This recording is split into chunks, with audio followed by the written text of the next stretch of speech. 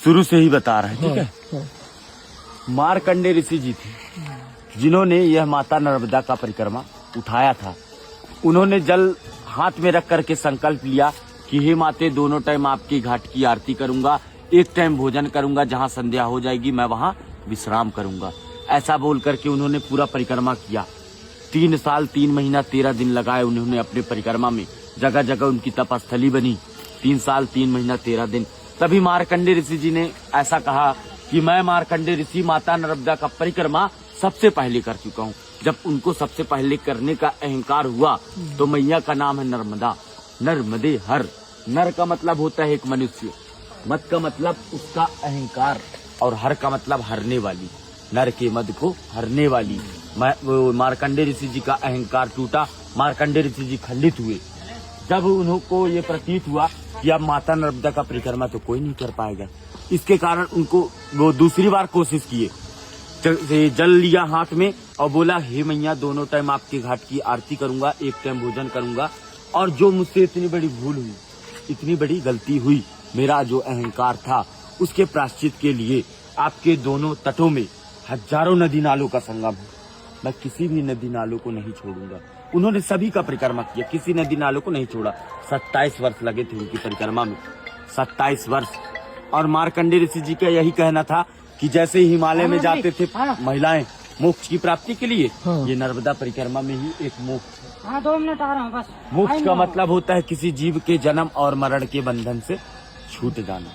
ये मोक्ष का अर्थ है, इसीलिए परिक्रमा करते हैं। बोलिए नर्मदे हर। एक मिनट सुनिएगा। ये मैया जो है अमरकंठ पे जन्म ली है, शिव के कंठ से उत्पन्न हुई थी। वो रेवा कुंड स्थान है। वहाँ से मैया गुप्त रोड यहाँ आती थी। कहाँ? माइकी बगीचा पे। पूरे 12 वर्ष तक बचपना बीता है यहाँ पर।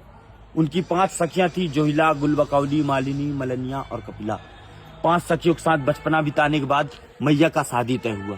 सोन जी महाराज, दंत कथा के अनुसार से ब्रह्मा जी के मानस पुत्र हैं सोन, और नर्मदा मैया शिव जी की पुत्री। सोन और नर्मदा ये दोनों का लग्न तय हुआ था। 24 किलोमीटर दूर जो माई का मंडप है, वहाँ मैया तैयार हो रही थी, वस्त्र श्रृंगार कर रही थी। तभी मैया ने अपनी सखी जोहिला को कहा कि तुम बाहर देख कर आओ, बारात आया कि नहीं आया। तो जोहिला ने कहा, माते मेरे वस्त्र गंदे हैं, इस वस्त्र में मैं बाहर नहीं जाना चाहती।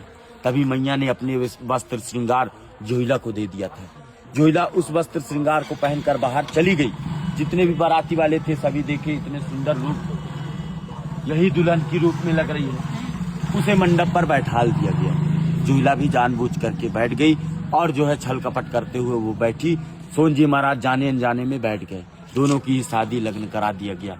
मैया तभी से कुंवारी कन्या के नाम से मानी गई। माता जी का शादी लग्न नहीं हो सका।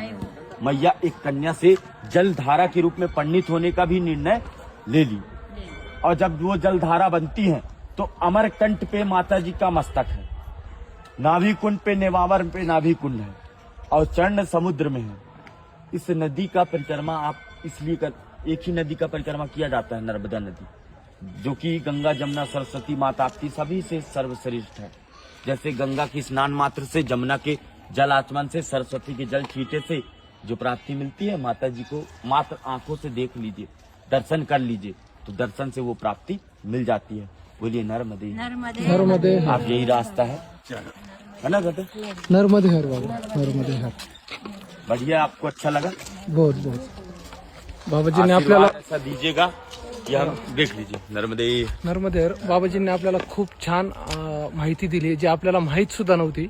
तर सगळ्यांनी एकदा म्हणूया नर्मदे हर हर। हर। जय हो मैया, आपका अच्छे से पार लगे, घर द्वार में कभी परेशानी ना आए। नर्मदे हर। नर्मदे।